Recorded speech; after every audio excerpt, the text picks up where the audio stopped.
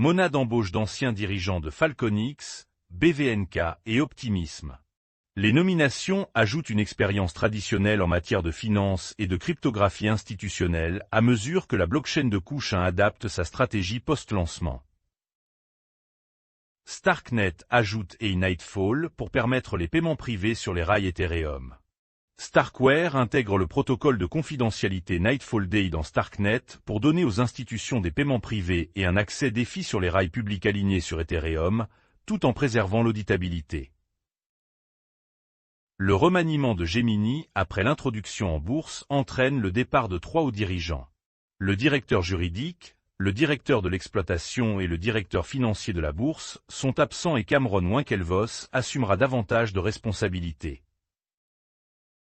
Nakamoto va acquérir BTC Inc., UTXO dans le cadre d'un accord entièrement en actions de 107 millions de dollars. Nakamoto va acquérir BTC Inc. et UTXO dans le cadre d'une transaction entièrement boursière, consolidant ainsi les médias, les événements et la gestion d'actifs Bitcoin sous une seule société cotée au Nasdaq. Les principales sociétés de trésorerie cryptographique Strategy et Bitmean s'ajoutent au pile BTC et ETH. Les achats portent les avoirs de Strategy à 717 131 BTC et Bitmean à 4,37 millions d'ETH, élargissant ainsi les trésoreries cryptographiques d'entreprises malgré la faiblesse persistante du marché. Au milieu du bouleversement du crypto-VC, Dragonfly clôture un fonds de 650 millions de dollars en mettant l'accent sur les actifs du monde réel. L'augmentation de Dragonfly intervient alors que le capital risque cryptographique se tourne vers des actifs symboliques du monde réel, des paiements et une infrastructure financière de base qui permettent la participation institutionnelle.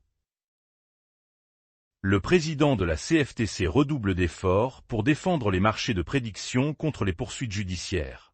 Michael Sully a déclaré que le régulateur financier américain avait déposé un mémoire d'amicus contre ce qu'il a appelé une « attaque de litige menée par l'État » contre les marchés de prédiction. Kraken s'intègre à ICE-SHA pour étendre l'accès OTC institutionnel. L'intégration donne aux utilisateurs d'ICE-SHA un accès direct à la liquidité cryptographique OTC de la bourse, intégrant le trading d'actifs numériques dans les flux de travail institutionnels établis. Eve Digital enregistre une augmentation de 219% de ses revenus, alors que la stratégie hybride Mineria gagne du terrain.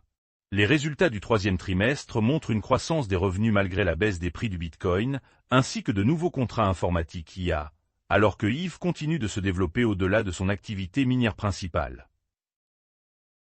Cantos obtient l'autorisation de Visa pour émettre des cartes de débit liées à des pièces stables en Europe.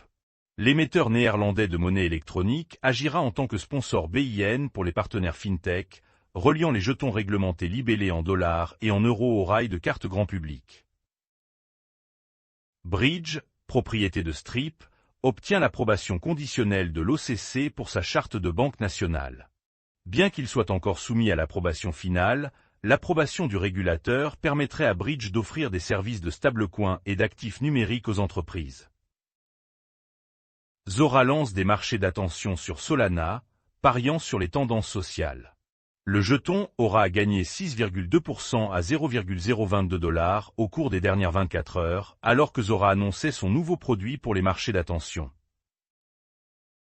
Les actions d'eToro bondissent de 20%, alors que les revenus de la cryptographie renforcent les bénéfices du quatrième trimestre. Le PDG d'eToro, Yoni Assia, a déclaré qu'il positionnait la plateforme de trading pour un système financier qui évolue de plus en plus en chaîne, après que ses revenus cryptographiques ont augmenté les bénéfices au quatrième trimestre.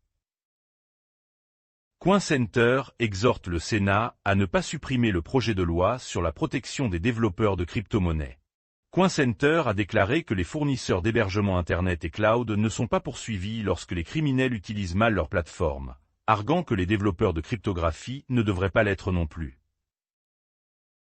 Le lobby de la cryptographie forme un groupe de travail cherchant à clarifier les prévisions du marché.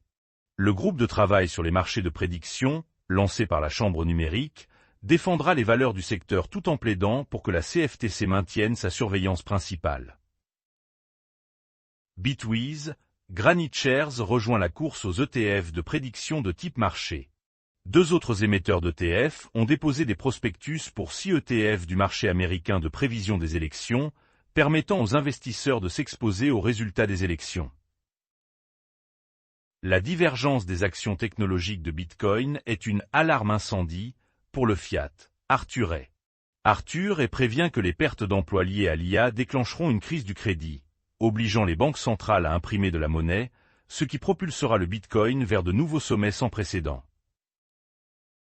Pump.fun déploie des remises en argent pour les traders au milieu de la capitulation du mémécoin.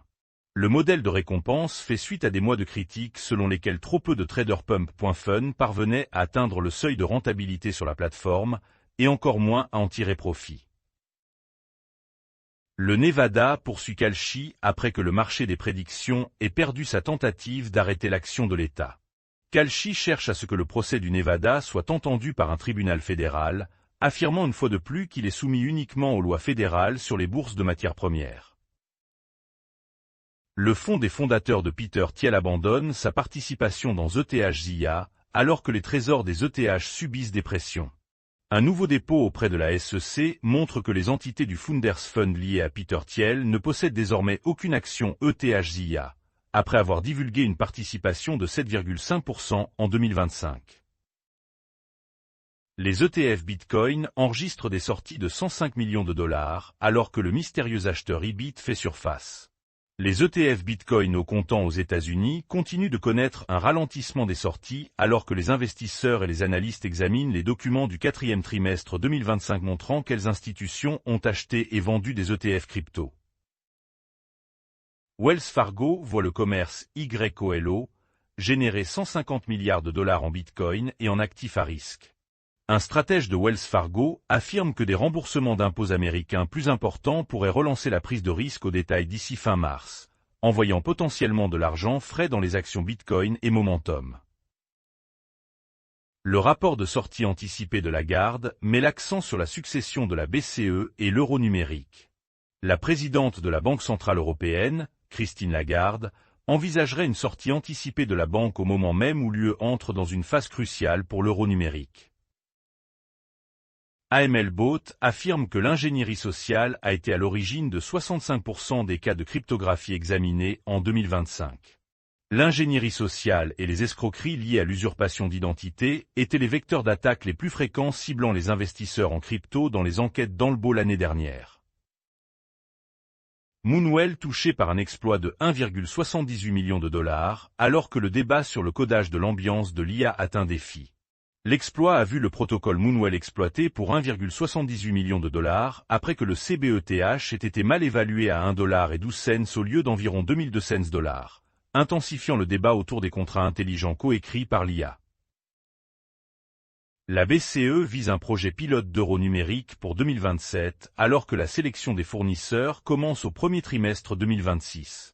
La BCE devrait commencer ce trimestre à sélectionner des prestataires de paiement agréés par l'UE pour son projet pilote sur l'euro numérique, le projet pilote de 12 mois devant démarrer au second semestre 2027.